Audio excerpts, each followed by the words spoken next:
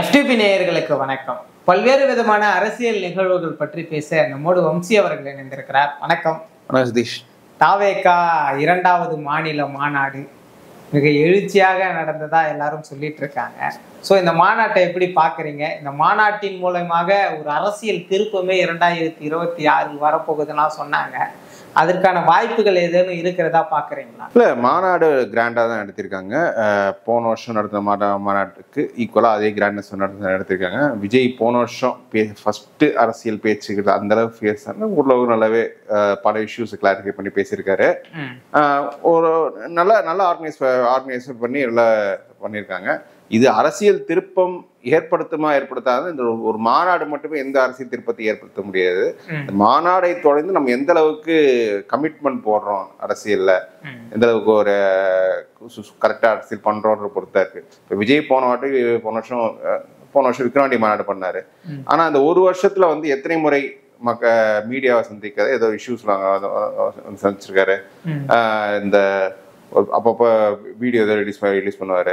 அவர் பனையூருக்கு சில பேரை போராட்டம் பண்ற சில பேரை கூப்பிட்டுருக்காரு. அவர் நேரடியாக காலத்துக்கு போனது இந்த பரந்தூர் மாநாடு. அந்த பரந்தூர் இஷ்யூலே நான் உட்பட பலர் கொஞ்சம் எலிட் மக்களுக்கு விஜய் எடுத்த ஸ்டாண்ட்ல உடன்பாடு இல்லை. அது ஒரு தவறான ஒரு அரசியல். அது ஒரு டெவலப்மெண்டல் பாலிடிக்ஸ் அகெயின்ஸ்டான ஒரு ஸ்டாண்டு. பட் ஆனால் அவர் அதை எடுத்து பண்ண பரந்தூர் போனது மட்டும் மற்ற எந்த பெருசாக அரசியல் பேச்சுக்கள்லாம் அதை பெருசாக பேசலை. அங்கங்கே விழாக்கள்ல எப்பயாவது அவர் கலந்துப்பார். இந்த ஆதவ அர்ஜுனா அப்புறம் 2 பேர் கட்சி சேர்த்துனேன்.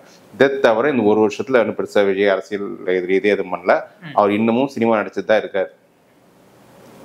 இப்போ இந்த மாநாடுக்கு அப்புறம் நான் இந்த மாநாட்டில் பேசும்போது சொல்லியிருக்காரு, நம்ம உங்களை தேடி நான் ஒருவராக வரப்போறேன்னு சொல்லியிருக்காரு. அது பண்ணா அது ஒரு திருப்பத்தை ஏற்படுத்தலாம் தவிர ஒரு மாநாடு மட்டுமே ஒரு திருப்பத்தை ஏற்படுத்த முடியாது. 2024 தேர்தலுக்கு முன்பாக எடப்பாடி அவர்கள் மதுரையில மாநாடு நடத்தினார். அந்த மாநாட்டின் மூலமாக தென் மாவட்டத்துல ஒரு கணிசமான வாக்குகளை எடப்பாடி பெறுவார்னு பார்த்தோம். அது பெரிய அளவுல கை கொடுக்கல. அந்த மனநிலையோட விஜய் மதுரையில மாநாடு வச்சாரா? அவர் சரி மதுரையில பண்ணலாம். ஒரு மதுரைன்றது தமிழர்களின் கலாச்சார தலைநகரா இருக்கு. ஸோ அங்க ஒரு மாநாடு வைக்கிறதுல போய் ரீச் இருக்கும் அப்படின்ற ஒரு ஆங்கிள் வச்சிருக்காரு. பட் எடப்பாடி பேசின அதே மாதிரி நம்ம எடப்பாடி ஏன் அந்த மாநாடு போட்டாருன்னா, அந்த ஒற்றை தலைமையை கட்சியை கைப்பற்றப்பறம் நான் ஒரு பெரிய பொதுக்குழு கூட்டுறேன், மொத்த கட்சி என் பின்னாடி தான் இருக்கு, தொண்டர்கள் என் கூட தான் இருக்கான்னு ஒரு காட்டுறது அந்த மாநாடு பண்ணார். ப்ளஸ் தென் மாவட்டத்தில் நடத்துறதுல தென் மாவட்டத்தில் எனக்கு எந்த எதிர்ப்பு இல்லை அப்படின்னு இந்த மாநாடு மூலியம் காட்டினார். பட் ஆனால் ரிசல்ட்டு தேர்தலில் வேற விதமாக ரிசல்ட் வந்தது. இது தேர்தலில் எந்த அளவுக்கு எதிரொலிக்குமான்றதை பார்த்தா நான் மறுபடியும் சொல்றேன், மாநாடு நடத்துவதாலேயே உங்களுக்கு ரிசல்ட் வந்துடாது. அதுக்கப்புறமா நீங்க உங்க அரசியலை கரெக்டா பண்ணணும். இந்த அடுத்து வரக்கூடிய 7-8 மாதங்கள்ல அப்பதான் உங்களுக்கு அந்த ரிசல்ட் வரும். குறிப்பா நம்ம தொகுதியோடைய கள நிலவரங்களை பேசிட்டு வரோம். அப்படி பார்க்கும்போது திடீர்னு மதுரை கிழக்கு விஜய் அப்படின்றாரு. என்ன மதுரை கிழக்கா அப்படின்னு பார்த்தா திரும்ப மதுரை வடக்கு, மதுரை மத்தி, தமிழ்நாடு முழுக்க விஜய் தான் அப்படின்னு சொல்றாரு. அப்படி இருக்கும்போது இந்த விஜய்ன்ற ஒரே ஒரு முகத்திற்காக 234 ஓட்டு என்பது சாத்தியமா? இல்ல, அந்த மாநாட்டுல அவர் பேசின கொஞ்சம் ஸ்மார்ட்டான ஒரு சில விஷயங்கள்ல நீங்க சொன்ன அந்த பாயிண்ட் இருக்கும். இதுதான் கரெக்டான பாலிடிக்ஸ் கூட. இந்த அரசியல ஜெயலலிதா செய்வாங்க.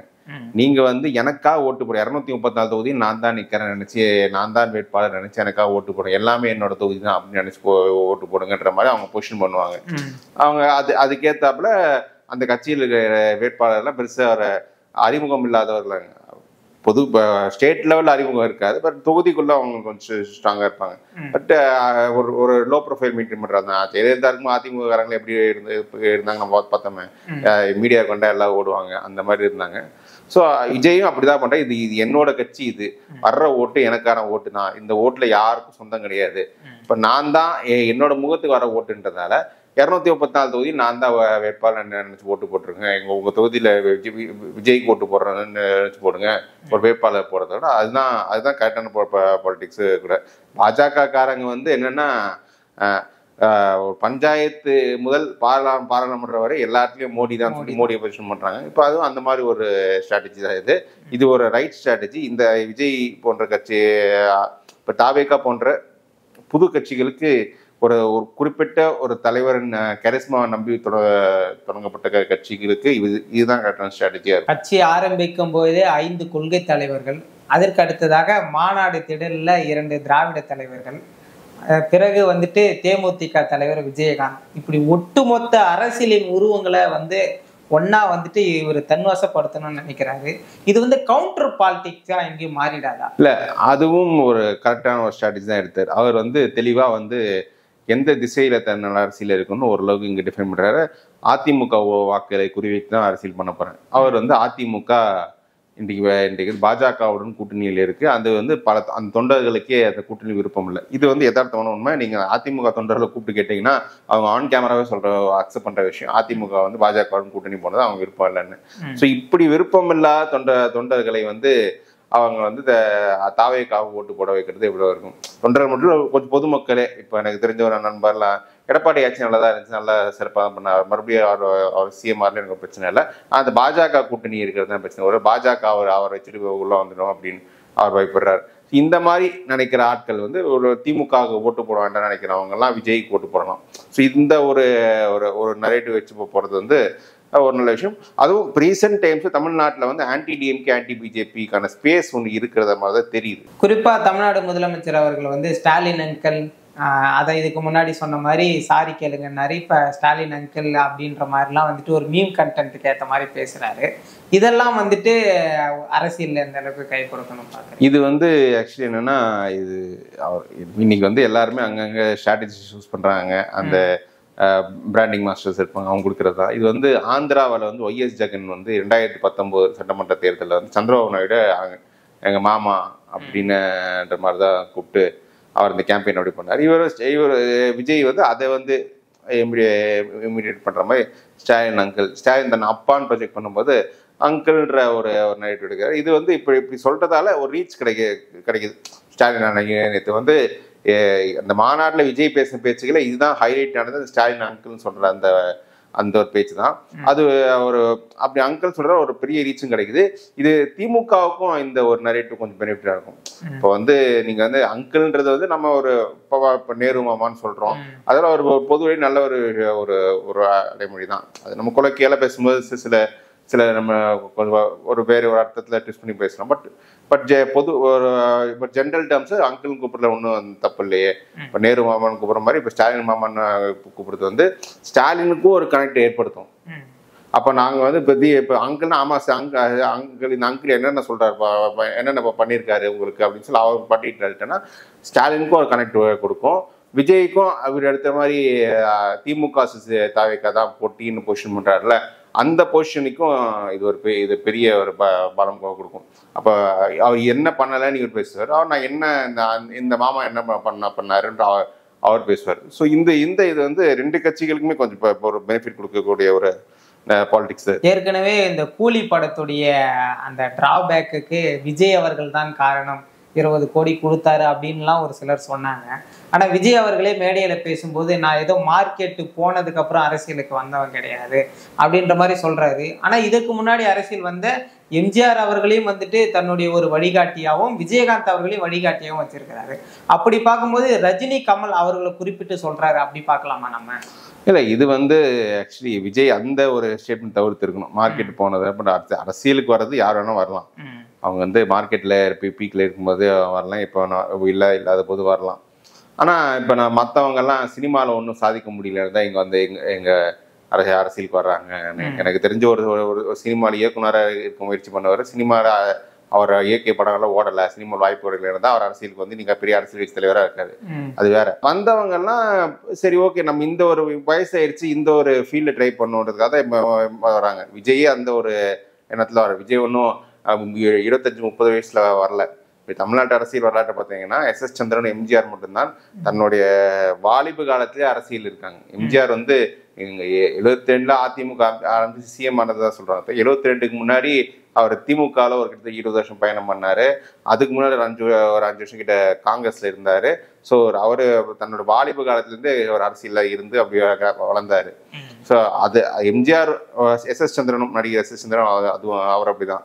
ஸோ இவங்க 2 பேர் தவிர மற்றவங்க எல்லாமே 50 வயசு முடிஞ்ச அப்புறம் சரி வேற துறைக்கு வரலாம்னு சொல்லி முயற்சி எடுக்கும்போது தான் வந்திருக்காங்க விஜய் உட்பட.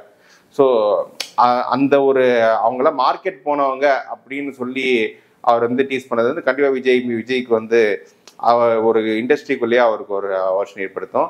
இதுல என்னன்னா ஒருத்தர் பத்திரிகையாளர் வந்து நேரடியாக கமலஹாசன் கிட்டே கேட்டாரு, சார் ஒரு உங்களை தான் சொல்லி சொல்றாருன்னு. இதுக்கு வந்து யாரை கேட்டாலும் கோபம் வரதான் செய்யும். அவர் என் பேரை சொல்லவே இல்லைங்க அப்படின்னு சொல்லியிருக்காரு.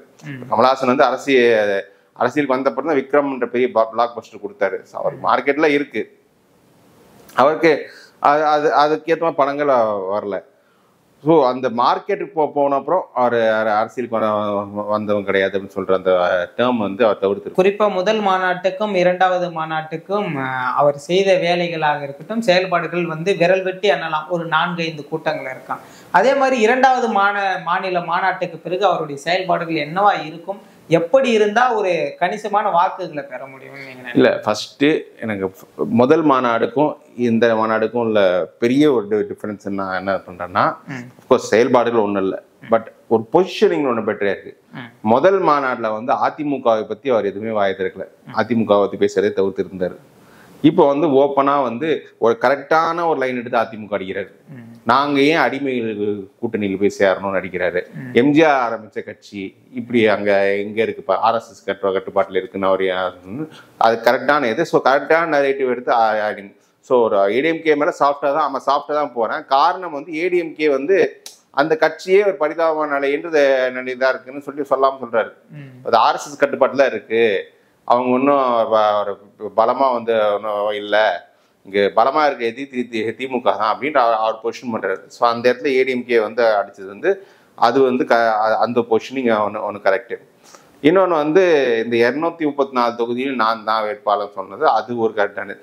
இது ஒரு 2 தான் பெரிய அளவுக்கு ப்ளஸ் அந்த மாநாடுக்கும் இதுக்கும். ஆனா அதே சமயம் ஒரு தவறும் இருக்கு. போன வருஷம் பண்ண அதே தப்பு தான் இன்னும் ஃபாலோ பண்ணிட்டு இருக்காரு. நாங்க இங்க கூட்டணிக்கு யார் இருந்தாலும் கூட்டணி ஆட்சியில் பங்கு கொடுக்குறோம் சொன்னது இருக்குல்ல, அது தவறான ஒரு ஸ்டாண்டு. போன வருஷமே இது எடுத்தது தப்பு, இந்த வருஷமும் அதே ஸ்டாண்டு எடுத்துட்டு இருக்காரு. அவர் போன வருஷம் எடுத்த அப்புறம் இந்த ஒரு அறிவிப்பு எத்தனை கட்சிகள் வந்து அவர் நோக்கி வந்தது வருஷத்துல. அதுல இருந்தே புரிஞ்சுக்க வேணாமா, நம்ம வந்து நம்ம வாக்கு வங்கியை நம்ம நிரூபிக்காத வரை எந்த கட்சியும் நம்ம நம்பி கூட்டணிக்கு வர மாட்டாங்கன்னு. அப்படி தெரிஞ்சும் இன்னும் அவர் அதே லைன் எடுக்கிறது வந்து அவரை வைத்து ஒரு சில கட்சிகள் வந்து பேரம் பேச பாக்குறாங்க, அதிமுக திமுக வரும்னு. அதுக்குதான் இவர் பயன் போறாங்க.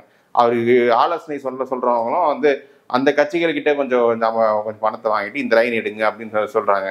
இதனால வந்து விஜய்க்கு ஒரு பயனும் கிடையாது. திமுக அதிமுக இவர் சொல்ற மாதிரி ஊழல் கட்சிக்குன்னா அப்ப திமுக அதிமுக கூட்டணி வச்ச கட்சிகள் அதே விமர்சனம் பொருந்தும். அந்த கட்சிகளோட நீங்க கூட்டணி வைக்கிறேன்னு சொல்றது எந்த விதத்துல ஒரு சரியா இருக்கும்? ஸோ அது ஒரு ராங். இதுக்கப்புறம் அவர் பண்ற பாலிடிக்ஸ் வந்து நான் முன்னே சொன்ன மாதிரி நான் உங்களை தேடி ஊர்வரா வரப்போறேன் அப்படின்னு சொன்னதுதான். நம்ம வந்து ஏற்கனவே மக்கள் மனசு இடம் பிடிச்ச அப்புறம் தான் நம்ம அரசியலுக்கு வரோம். அரசியலுக்கு வந்து எடுக்கிற ஒரு வீட்டுக்கு போகல, வீட்டுக்குள்ளே இருந்தால் நம்ம அரசியலுக்கு வரோம்னு சொல்றாரு. அந்த லைன்ல கரெக்டான லைன் தான். ஸோ அதை வச்சு அவர் கேம்பெயின் இதுக்கப்புறம் அக்ரெசிவ் பண்ணான்னா அவர் வாக்கு வங்கி பெரிய அளவுக்கு வருவதற்கு வாய்ப்பு இருக்கு. அவர் பின்னாடி விஜய்க்கு பொறுத்த வரைக்கும் என்னன்னா அவரோட ஃபாலோவர்ஸ்னா பெருசா அரசியல் க்ளோஸை ஃபாலோ பண்ற ஆட்கள் கிடையாது, பெரிய அரசியல் அறிவும் கிடையாது, ஒரு மேம்போக்கா அரசியல் ஃபாலோ பண்ற ஆட்கள் தான். இவங்க கிட்ட போய் நுணுக்கமான அரசியல் அறிவை வந்து நம்ம எதிர்பார்க்க முடியாது. ஒரு இஷ்யூஸ் இந்த ஸ்டாண்டை சொல்லுங்க அந்த ஸ்டாண்டை சொல்லுங்கன்னு கேட்டால் அவங்கள சொல்ல முடியாது. பொதுவாக அதிமுக வேண்டாம் அப்படின்னு நினைக்கிறவங்க கிரெடிபிள் கிரெடிபிள் விட ஒரு பாப்புலர் ஆல்டர்னேட்டிவா விஜய் பொசிஷன் பண்றது வந்து விஜய்க்கு பெனிஃபிட்டை தான் கொடுக்கும். இந்த மாநாட்டுக்கு பிறகாக மற்ற கட்சிகளின் மனநிலை தாவேகா இது என்னவா இருக்கும்னு நீங்க நினைக்கிறீங்க? ஃபர்ஸ்ட் திமுக சைடுல எந்த ஒரு பெரிய ரியாக்ஷன் வராது. இப்போ அங்கங்க மந்திரிகள் சிலவங்க பேசும்போது கொஞ்சம் சொல்றாங்களே தவிர பெருசாலாம் இதுல விஜய் வந்து அவங்க இம்பார்ட்டன்ஸ் கொடுக்க மாட்டாங்க, ரெக்கக்னைஸும் பண்ண மாட்டாங்க. அவங்க கடந்து போகதான் வைப்பாங்க. இன்ஃபேக்ட் விஜய் வந்து ஒரு அனுகூல சத்ருவா தான் அவங்க இருக்காங்க. அந்த எதிர்ப்பு ஓட்டை பிரிக்கிறதுக்கு வந்து உதவுறாரு அப்படின்ற மாதிரி நினைப்பாங்க. அதிமுகவை பொறுத்தவரை அந்த ஒரு ஸ்டாண்டு இருக்குல்ல. இப்போ எம்ஜிஆர் கட்சி என்ன இருக்கு, எம்ஜிஆர் ஃபர்ஸ்ட் இந்த எம்ஜிஆரையும் அண்ணா குளோரிஃபை பண்ணது அவங்க எதுக்கல. இந்த எம்ஜிஆர் ஸ்டாண்ட் எடுத்து போறது வந்து அந்த கட்சிக்கு ஒரு பாதிப்பை ஏற்படுத்துன்னு அவங்க உணர்றாங்க. அதனாலதான் எடப்பாடி ஆரம்பிச்சு எல்லாருமே இப்போதான் உடனே கட்சி ஆரம்பிச்சு உடனே ஆட்சிக்கு வரணும்னு பாக்குறாங்க அப்படின்னு சொல்லிட்டு ஒரு விஜய் வந்து அதிமுக விமர்சிக்க பார்க்குறாங்க. பட் அதுவும் கொஞ்சம் நின்றுடும். அந்த கட்சி வந்து திமுக தான் பண்ணும். விஜய் இதே பிரச்சாரம் அதிகம் பண்ணனா அவர் பேனிக் ஆவாங்க. பாஜக வந்து இப்போ ரியாக்ட் பண்ணியிருந்தாங்க. நாம் தமிழர் வந்து தமிழ்நாட்டிலே விஜய் வந்து ஒரு ஃபோர்ஸை ரெக்கக்னைஸ் பண்ணி அவர் போராட்டத்துல எல்லாம் விஜய் எதிர்த்துட்டு இருக்க ஒரே சீமான் தான். அவர் வந்து இப்போ எதிர்க்க ஆரம்பிச்சார்.